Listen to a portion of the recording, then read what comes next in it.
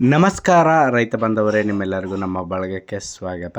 ಈ ವಿಡಿಯೋ ಮಾಡ್ತಿರೋ ಉದ್ದೇಶ ಏನಪ್ಪ ಅಂತಂದರೆ, ನೀವು ಯಾವುದೇ ಒಂದು ಕೆಲಸ ಮಾಡಿ ಅಥವಾ ನೀವು ಯಾವುದೇ ಒಂದು ಪರಿಸ್ಥಿತಿಲಿರಿ, ಆ ಒಂದು ಪರಿಸ್ಥಿತಿಯಿಂದ ಆಚೆ ಬಂದು ಒಂದು ಅತ್ಯುನ್ನತ ಸಾಧನೆಯನ್ನು ಮಾಡಬಹುದು ಎನ್ನುವಂತಹ ಸ್ಫೂರ್ತಿದಾಯಕ ಕಥೆಯನ್ನು ನಿಮಗೆ ಹೇಳೋಕ್ಕೆ ಹೊರಟಿದ್ದೀನಿ.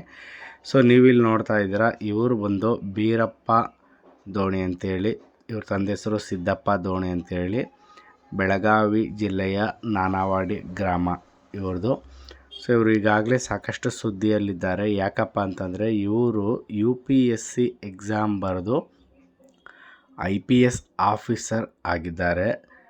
ಇಷ್ಟೇ ಆಗಿದ್ದರೆ ಯಾರೂ ಇದ್ರ ಬಗ್ಗೆ ಜಾಸ್ತಿ ಮಾತಾಡ್ತಾ ಇರಲಿಲ್ಲ. ಆದರೆ ಇವರು ನೋಡಿ, ಅಲ್ದಾಡಿಕೊಂಡು ಕುರಿನ ಮೇಯಿಸ್ಕೊಂಡು ಅದ್ರ ಜೊತೆಗೇ UPSC ಎಕ್ಸಾಮ್ಗೆ ಪ್ರಿಪೇರ್ ಆಗಿ ಚೆನ್ನಾಗಿ ಓದಿಕೊಂಡು ಇವತ್ತು ಅದರಲ್ಲಿ ಉನ್ನತ ರ್ಯಾಂಕನ್ನು ಪಡೆದುಕೊಂಡು IPS ಆಫೀಸರ್ ಆಗಿದ್ದಾರೆ.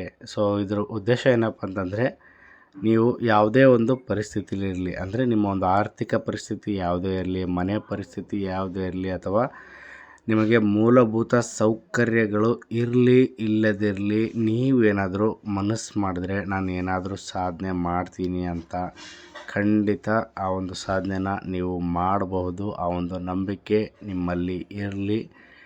ಇದಕ್ಕೆ ತಾಜಾ ಉದಾಹರಣೆನೇ ಇವರು.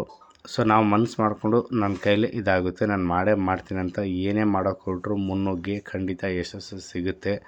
ಅದಕ್ಕೆ ಯಾವುದೇ ಒಂದು ಅಡ್ಡಿಗಳು ಬರಲ್ಲ. ಅಂದರೆ ನಿಮಗೆ ಆರ್ಥಿಕವಾದ ಸಮಸ್ಯೆಗಳಿರಲಿ, ಯಾವುದೇ ಒಂದು ಸಮಸ್ಯೆಗಳಿರಲಿ, ಅವು ಯಾವುದೇ ಅಡ್ಡಿಗಳು ನಿಮಗೆ ನೀವು ಸಾಧನೆ ಮಾಡೋದನ್ನು ತಡೆಯೋಕ್ಕೆ ಸಾಧ್ಯನೇ ಇಲ್ಲ ಅಂತ ಹೇಳ್ತಾ ಈ ಒಂದು ವಿಡಿಯೋನ ನಾನು ಇಲ್ಲಿಗೆ ಮುಗಿಸ್ತೀನಿ. ಇಲ್ಲಿವರೆಗೂ ವಿಡಿಯೋ ನೋಡೋದಕ್ಕಾಗಿ ಧನ್ಯವಾದಗಳು ವೀಕ್ಷಕರೇ. ಜೈ ಹಿಂದ್, ಜೈ ಕರ್ನಾಟಕ.